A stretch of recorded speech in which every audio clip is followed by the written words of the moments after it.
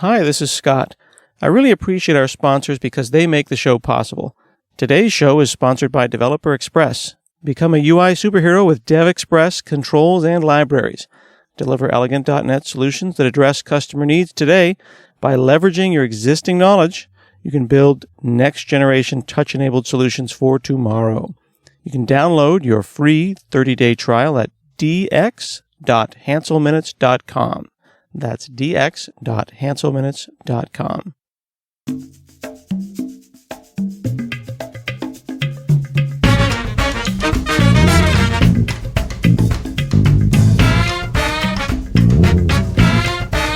Hi, this is Scott Hanselman. This is another episode of Hansel Minutes. Today I'm talking with Alena Hall. She's formerly a software engineer at Microsoft Research. She works on Azure and big data and loves functional programming and all kinds of distributed systems. And I'm happy to be talking with you today. How are you? I'm good. Thank you, Scott. How are you? I'm great. We're doing this over the holiday season, which means that we probably need to spend more time not working. We are. Merry Christmas, everyone. Merry Christmas to you. But we have a lot of fun working on this kind of stuff. So you're a lot like me. You just can't stop because you have so much fun, right? Right. I'm a very naturally curious person. So I like to discover new things and learn them during the holiday season and every time. So I'm a big fan of functional programming and distributed systems. I met you, it's been several years now, but I've always thought of you as a functional person, but did you start out functional? I did not. I think we've met at .NET Fringe 2015 first in Portland. And I was given a talk about F# and Embrace framework, which is a framework for cloud computations in a functional way. And at that point, I was doing functional programming already for a few years. Yeah. But I started as a Java and C# engineer. So I did have to break my mind and go into functional programming from object-oriented background. But in 2015, when you were actually on the board of the F# Software Foundation, you said you were already thinking about functional for a few years. When you did your master's degree, were you doing functional? Were you writing Haskell and things like that? So Scala and F# were my first functional programming languages. And I have decided to learn them to just understand functional programming in general. Because previously I've just been exposed to languages like Java and C#. And of course, it definitely broke my mind at first. Nothing seemed intuitive for the first few weeks. But as I got through the concept, sometimes reading the same article or chapter or of the book for 10 times, I came to find that actually, some of the concepts are more intuitive than it seemed at first. Yes, they were different from those that I've been used to, and that's why it was hard at first to wrap my head around them. But in general, they make sense. So yeah, I've used them during my master's too. You're familiar, of course, with the Dvorak keyboard? Yeah, I am. Are you a Dvorak person? I'm not. So I feel like I've got a buddy, Phil Hack. Yep. And he's always telling me that I should switch to Dvorak. And he always tells me it'll break your mind for a few weeks. Yeah. And then it'll be this glorious, wondrous future. And you'll be living in a parallel universe like Neo in the Matrix. Is functional? Yeah, I have a feeling that this is something similar. I have not tried this keyboard, but I agree that, yes, at first, when you are exposed to any new concept like this, with previous experience in a different world, it will change your worldview. And at first, you will try to program using for and while loops and do assignments of mutable variables, but then you realize that, okay, this is not how I should think about it. I should think about it as data pipelines and transformations and not actually assigning something to a variable, but having values that then return other values and having small set of functions that sometimes you have to use some explicit wrapper around side effects so that your program knows how to handle them and how to communicate with external world correctly. So functional programming is just a different abstraction from the foundation up. and it goes in parallel with this imperative programming world. And it also can be used for general purpose programming. What do you feel about the relationship between, and I'll just use these two languages, C# and F#? Is it a competition, or is it just, brothers and sisters or stepbrothers? Or do you think that are there F# people that just think that F# should, and forgive me for using this word, should win? I feel like they are a preference. Basically, people can prefer one or another, but I feel like C# is slowly taking some of the features of F# into itself. So, like pattern matching, I feel like it's slowly taking this feature into C#. So, F# seems cleaner to me. It makes me discover bugs really much more quick than in C#. We basically, I can build prototypes in F#, not depending on what language I finally will implement the production solution with. I've heard many stories that people who are using, for example, Java for their production solution still implement the first initial prototype in F#. Because, because it's much easier to first build out your logic and specify all the possible outcomes and basically make sure that you're building what you really should be building. Interesting. Do you feel that the move of F# recently to support like .NET Core and .NET Standard, I'm sure that's all a good thing, right?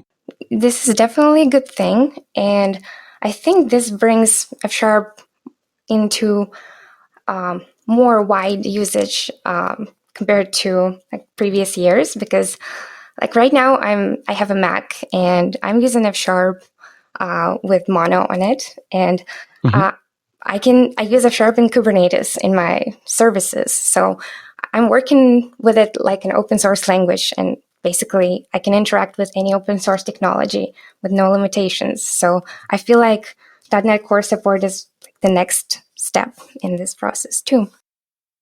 And it kind of seems like a natural place for the F# community because, .NET people and C# people are open source and becoming more open source, but F# people feel like they've always been very intensely focused on open source. So for the ability for F# to interact with other open source distributed systems is super important. And I know there's a bunch of distributed systems and technologies that you're interested in. Yes. I am currently working with a lot of distributed systems technology, like Cassandra, Spark, Kafka, and I'm using F# and Scala to interact with these technologies. So, yeah.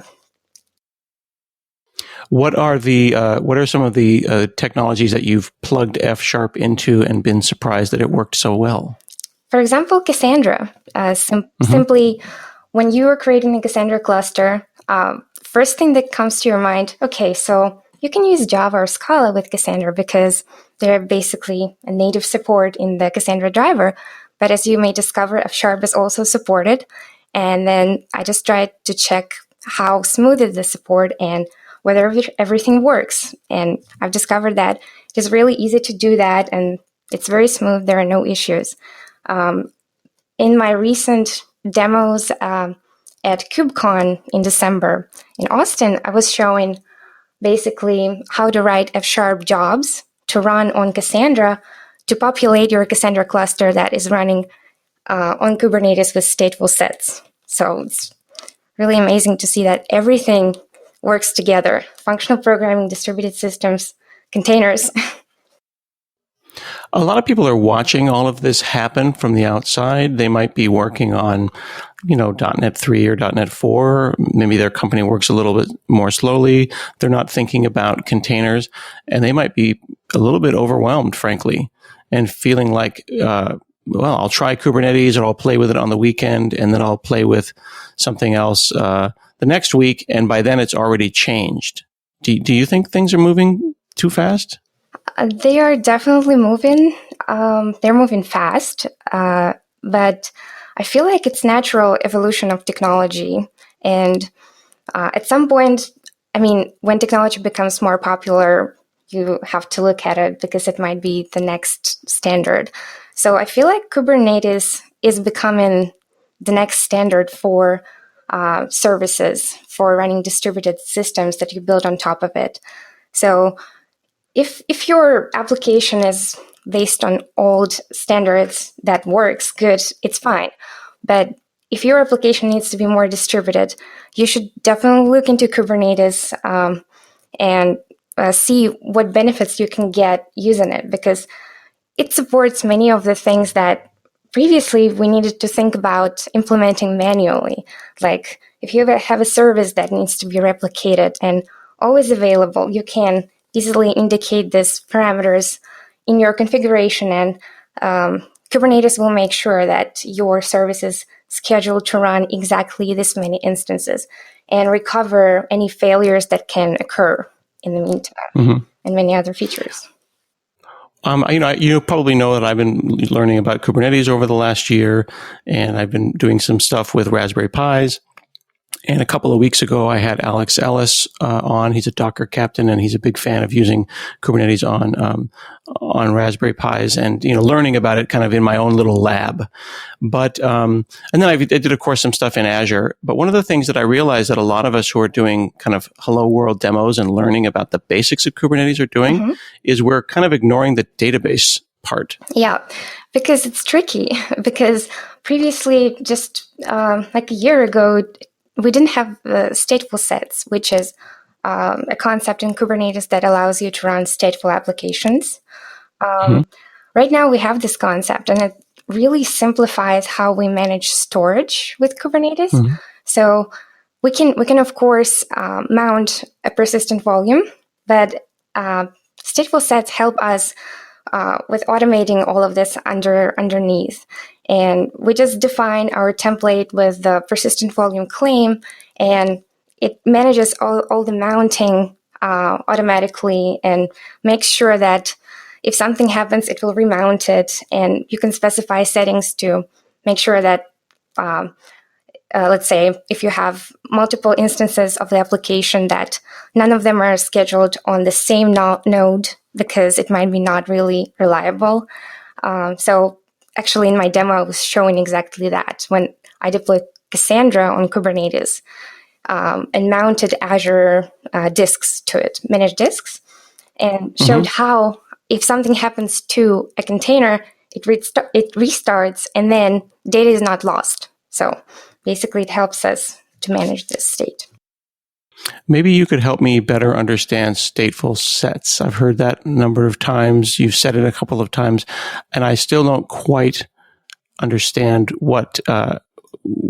how that relates. Like, which part of my app is supposed to be totally stateless and to be fired up and shut down instantly, and then whether a stateful set is going to make my site less likely to scale. Okay, I see what you mean. So containers in general are, when you think about containers, they're basically meant as stateless services.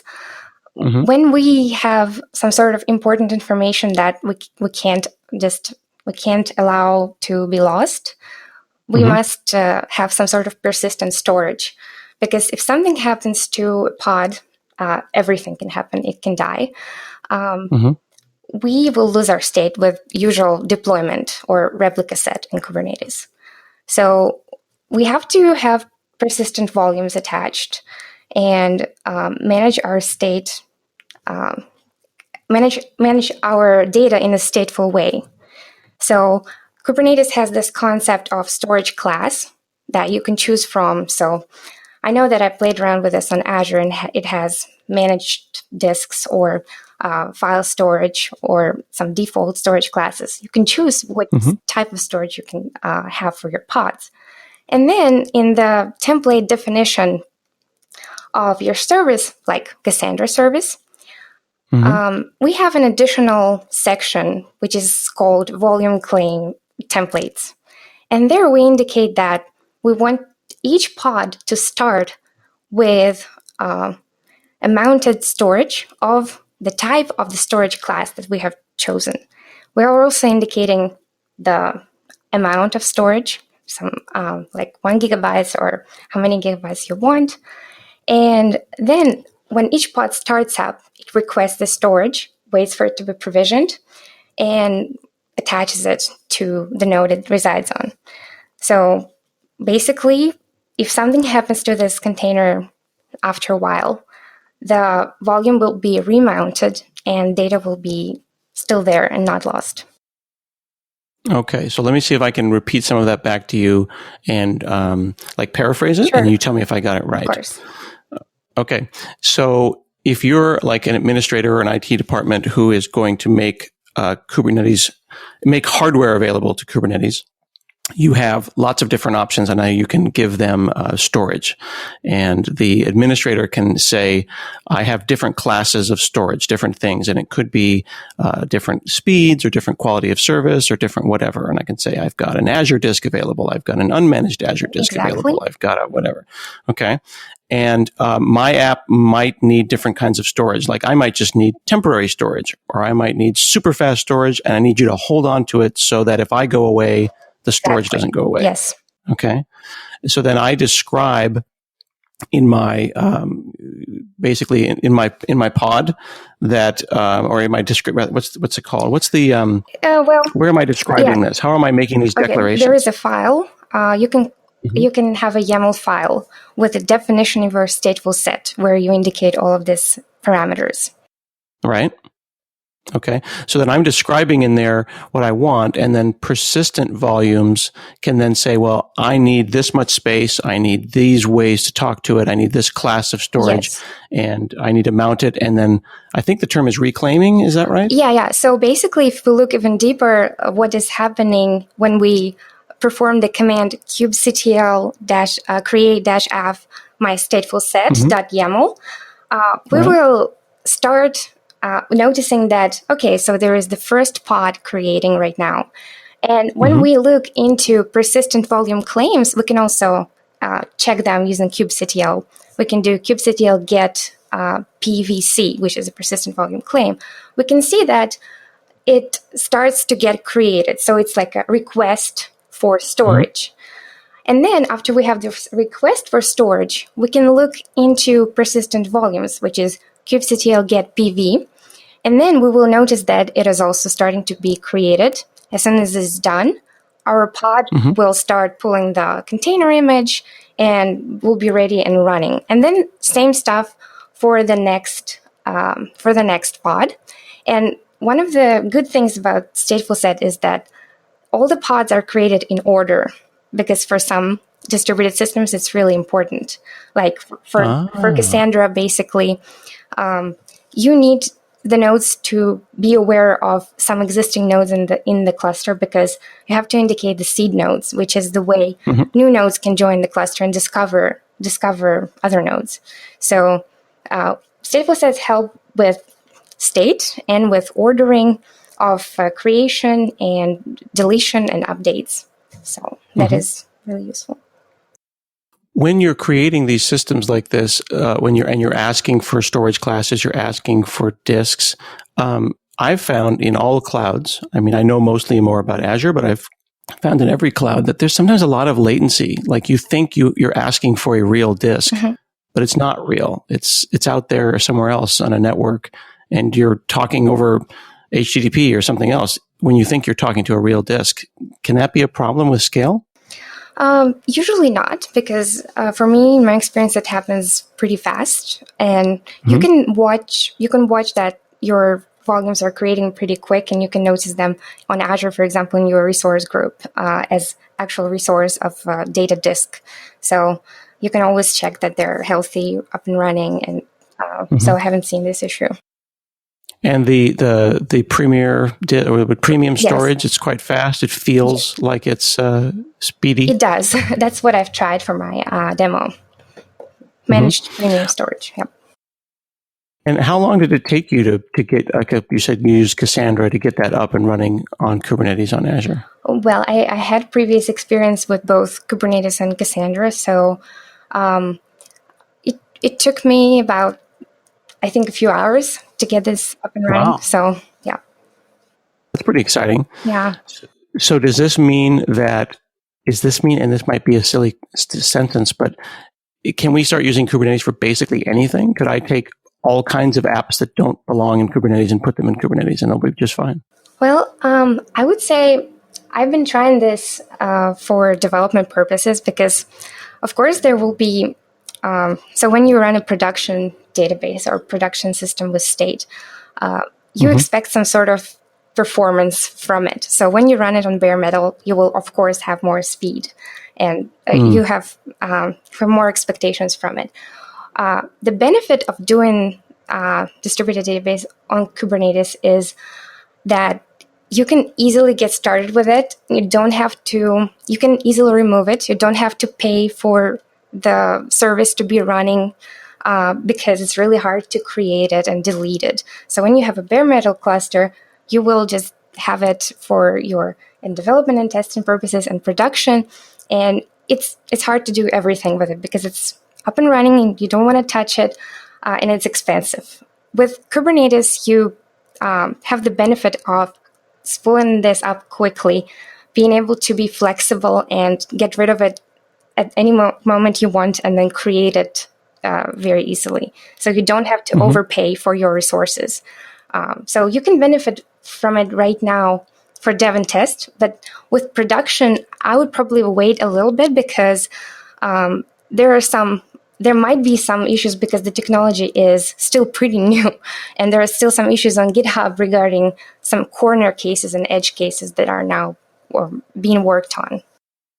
Yeah, I think the question that everyone wants to know is when Kubernetes will be kind of like stop moving so fast, because it always feels like there's just a couple of little things that might change from minor point to minor point. You know? I feel like Kubernetes right now is going through its stage of growth because everybody notices that it is useful, and we still don't have the ecosystem and standards in the same way and in the same quality that we had for VMs and usual, not containerized applications. So the community is very vibrant, and at KubeCon in December, I was shocked by number of little projects that are in Kubernetes ecosystem related to everything, like observability, logging, distributed tracing, machine learning, and this all starts to appear around Kubernetes. And I completely agree that it's hard to keep track of it, but it is a necessary stage of development for a tool that will finally probably obtain some sort of stability eventually. So if we kind of pop a few things off the stack and go back to F# and functional programming in your language of preference, when you take, Cassandra, which you like, Docker, Azure, and Kubernetes, and then you add F# on top of them, does the immutable functional world of F# fit really well into the stateless and scalable world of Kubernetes? It does fit pretty well. On Kubernetes, I can mix and match languages that I use on Kubernetes. So I'm using multiple languages for my services. I can use Scala in one service, F# in another service. So whatever is more suitable for a piece of functionality that I'm deploying. But I agree that functional programming is really fitting into the distributed systems paradigm as well. And it's interesting to basically also go deeper in how Kubernetes is built and see how scheduling is made. So if we look into components of Kubernetes ecosystem, there is an etcd server, which is like a key value store, the cluster database. And then we have API server that accesses etcd. We have basically controllers that is like an infinite reconciliation loop pattern that checks for our state that is we have currently and the desired state, and then compares it and makes our current state the same as desired state. And then scheduling pods. And if we look at algorithms that are used underneath in distributed systems, we can see that a lot of them are actually functional. If we look at distributed commit log that Kafka uses or that Spark uses, we can see that they're all based on the concept of immutability and how two worlds collide together. That's an interesting point. Have you seen, I'm sure you have, Julia Evans' Kubernetes zines Yes. and comics? Yes, I have. I'm a big fan of her diagrams, I would say. Yeah, I was looking at them while you were describing how, etcd and scheduling and all that kind of things work. And it definitely, I would recommend it to folks when you're listening to this podcast or when you're learning about Kubernetes and distributed systems. Julia Evans, as she is learning, is drawing a lot of these things up in a very, very clever kind of comic book zine kind of way, which is cool. Exactly. So, thinking about F# in the future, I know that we've got F# roadmaps published from August. We've got .NET Standard 2.0 coming. You were saying that functional programming really lends itself to this new world. If you think about microservices, or people are now telling me that they want even smaller services. I don't know, pico services or nano services, making a function distributed.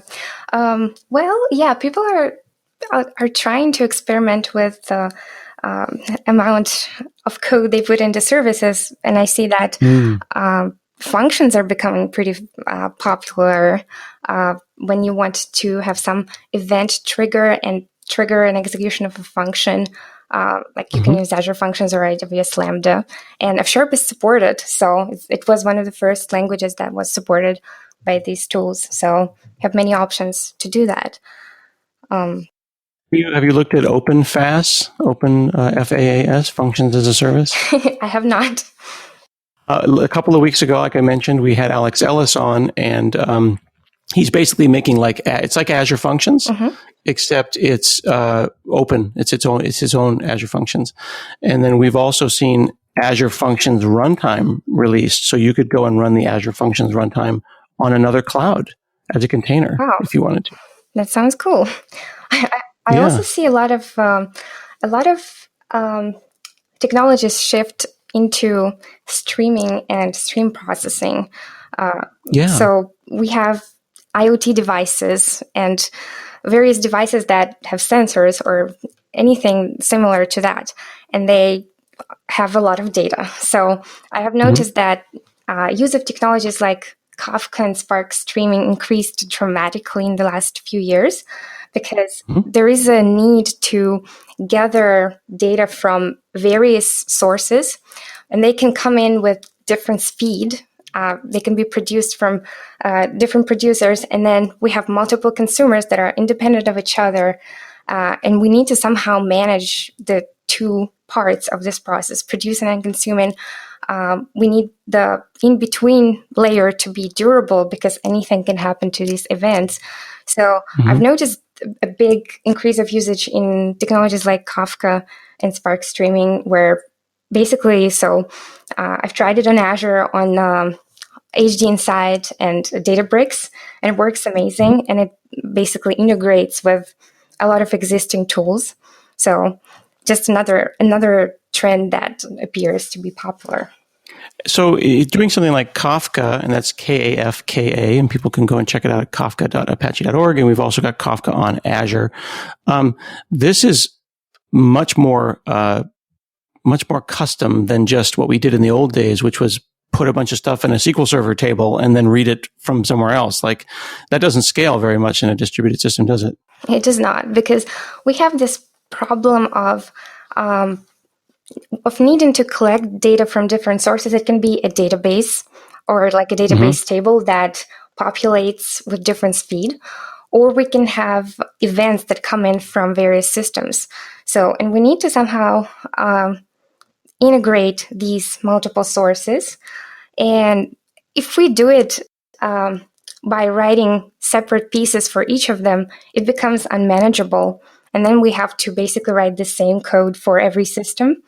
Not the same, but similar code for all the systems. And then we have to solve problems like durability, scalability, where they are all solved in Kafka. If you learn how to use it, you'll be able to basically have a reliable, scalable commit log of events that you don't have to consume right away, because it's durable. It has a retention period, and it can have a flexible number of consumers, and it solves all the problems that appear in the multiple event, multiple data sources problem. It seems like, and I'll put some words in your mouth and you tell me if this is correct, that you're an advocate in distributed systems of definitely not reinventing the wheel. Like if there's a problem, you don't need to necessarily write that yourself. There's something that will do it for you. That is true because there are a lot of systems that already solve really hard problems.